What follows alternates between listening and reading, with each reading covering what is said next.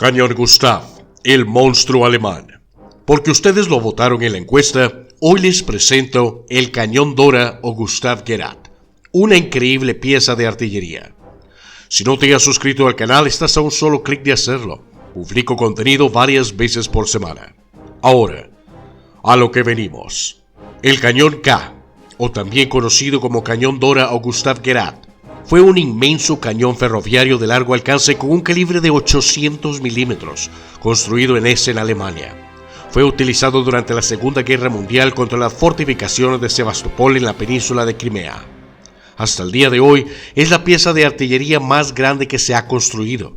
Ojo, no estoy diciendo que tal vez sea la de mayor calibre, sino en conjunto la más grande. Necesitaba un convoy ferroviario de 25 vagones para ser transportado, 1.400 hombres de dotación y 3 semanas para montarlo.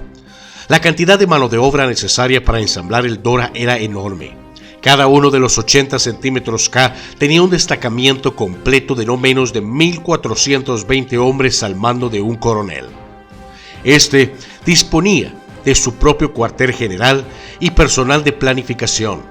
La dotación principal era de alrededor de 500 hombres, la mayoría de ellos necesarios para el complicado proceso de mantenimiento y manejo de la munición. Una vez en acción, estos 500 hombres permanecerían junto al cañón, pero el resto del personal estaba formado por varias unidades auxiliares, incluyendo una de inteligencia, para determinar qué objetivos debían bombardearse. Otro importante número de tropas estaba destinado a los 2 batallones de artillería antiaérea ligera, que siempre acompañaban al cañón cuando viajaba y que se encargaba además de algunas tareas de ensamblaje.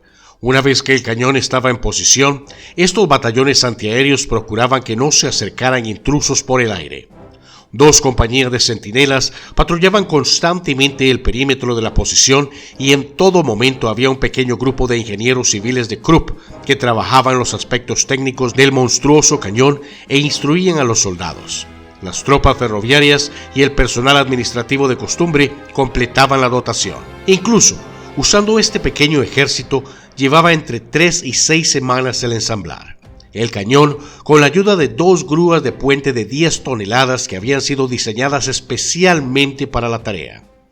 Solo el situar correctamente el material necesario para el ensamblaje ya era una tarea maestra de planificación ferroviaria, pero de alguna manera se logró llevarla a cabo y a principios de 1942 el Dora estaba listo, junto con el resto y toda la voluminosa cantidad de munición necesaria. Hay que recordar que se ordenó la construcción de 3 piezas, de las cuales se terminaron 2 y solo una entró en acción. A la pieza de artillería K, 80 centímetros, se le denominó Dora, y hay que diferenciar entre las 2 piezas que se terminaron, Gustav y Dora.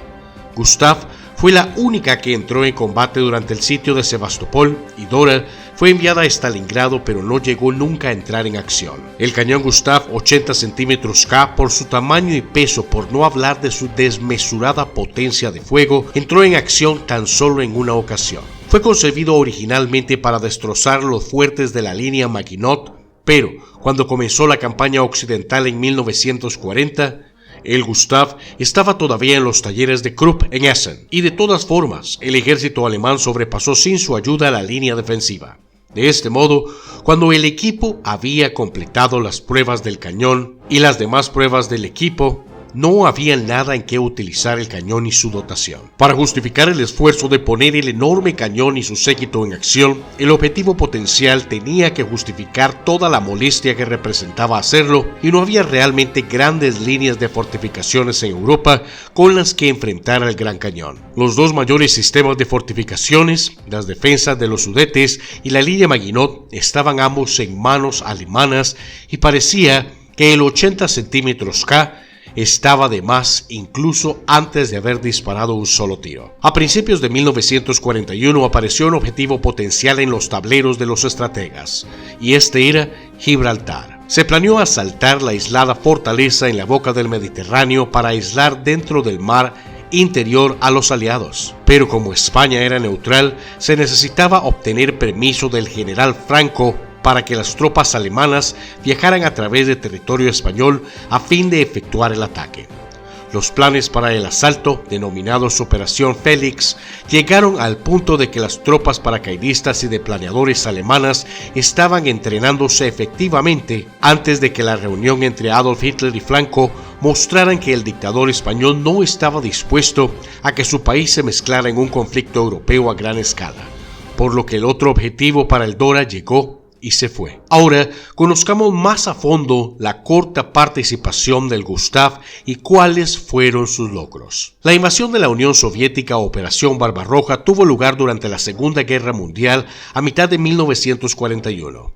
Sin ninguna ayuda del Dora, pero a principios de 1942, el avance del ejército alemán era tan rápido y profundo que las tropas ya se encontraban en los alrededores de la península de Crimea. Frente a ellas estaba la base naval de Sebastopol, que era potencialmente un útil puerto de abastecimiento y base para los ejércitos alemanes del sur. La necesidad de una base de abastecimiento no era muy urgente, pero lo que interesó a los estrategas alemanes fue que Sebastopol era un puerto tremendamente fortificado. Alrededor del perímetro de la ciudad contaba con una larga cadena de fuertes, algunos de ellos de la época de la Guerra de Crimea de 1854, pero también otros más modernos. Y a la orilla del mar había numerosas baterías de costa de gran calibre. El lugar parecía ideal para un sitio al viejo estilo, seguido por un devastador ataque que demostraría al mundo el poder del ejército alemán. Las relativamente ligeras fuerzas que habían avanzado hasta Crimea fueron reforzadas pronto por más y más tropas y los estrategas comenzaron a recorrer Europa a la búsqueda de cañones pesados para preparar una máquina de asedio a la antigua usanza. El 80 centímetros K fue transportado hasta Crimea por una vía ferroviaria construida especialmente para este propósito. Por delante de él, un pequeño ejército de trabajadores comenzó a preparar la posición de tiro elegida. Un pequeño pueblo a las afueras de Sebastopol.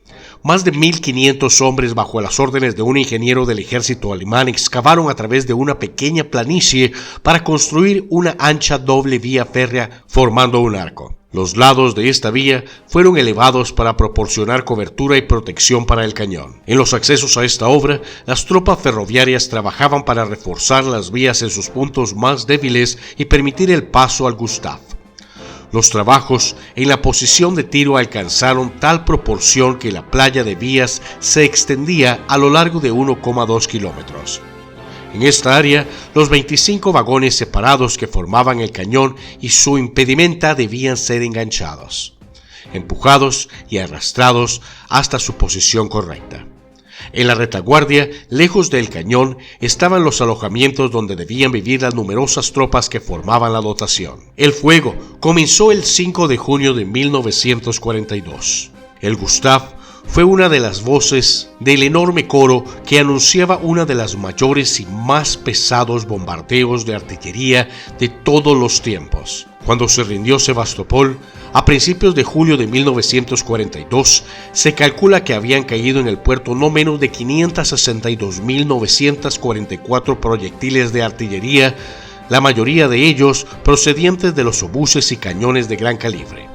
Y ese total no incluye las ruidosas tormentas de cohetes y el añadido de la artillería de campaña de pequeño calibre. El Gustav no fue utilizado contra objetivos civiles. Sus primeros objetivos fueron algunas baterías costeras que fueron bombardeadas a una distancia de alrededor de 25 kilómetros y todos los disparos fueron observados por un Fiesler FI-156 Storch de la Luftwaffe, asignado especialmente al cañón. Se requirieron solamente 8 disparos para demoler estos objetivos. Más tarde aquel mismo día se hicieron 6 disparos más contra la construcción de hormigón conocida como Fuerte Stalin. Al final la jornada era también una ruina y se hicieron los preparativos para el día siguiente. Podría pensarse que 14 disparos al día era un ritmo más bien lento, pero de hecho es más que bueno para un cañón de 800 milímetros. La mejor cadencia de disparo que se podía conseguir era de 1 cada 15 minutos, pero muy a menudo este intervalo era notablemente mayor. La preparación de cada proyectil y la carga era una tarea considerable y debía ser llevada a cabo en varias etapas, incluyendo la toma de temperatura de cada carga, cálculo preciso de la temperatura del aire y la velocidad del viento según la altitud y colocación de la carga en la recámara. El proyectil y la carga debían ser ensamblados de forma precisa y el cañón elevado en el ángulo correcto. Todo llevaba su tiempo. El Gustav entró en acción de nuevo el 6 de junio, inicialmente contra el fuerte Molotov. 7 proyectiles demolieron la estructura y entonces fue el turno del objetivo conocido como el acantilado blanco.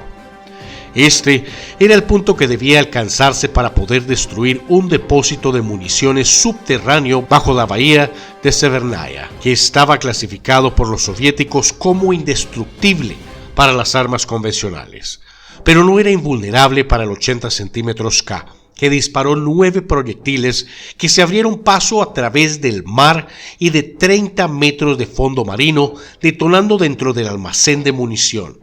Para cuando se disparó el 9º proyectil, el depósito era una completa ruina y como remate de la faena, un pequeño barco fue hundido en el proceso. Al día siguiente, el 7 de junio, fue el turno de un objetivo conocido por los alemanes como el Südwestspitze, una fortaleza aislada que iba a ser objetivo de un ataque de infantería. Tras 7 disparos, el objetivo quedó listo para recibir las atenciones de la infantería y la dotación del cañón quedó libre para realizar algunas tareas de mantenimiento necesarias en un corto periodo de descanso hasta el 11 de junio. Ese día, el fuerte Siberia fue el receptor de otros 5 proyectiles de 800 milímetros y luego vino otro periodo de tregua para la dotación hasta el 17 de junio, cuando disparó sus últimos 5 proyectiles contra el fuerte Máximo Gorki y su correspondiente batería de costa. Entonces terminó el trabajo. Una vez caída Sebastopol en julio, el dispositivo de asedio fue llevado a Leningrado, donde realizó unos 4 disparos. Tras esa acción, la cual fue la última, Gustav fue desmontado y transportado a Alemania para que se le efectuara una revisión completa y un cambio de cañón.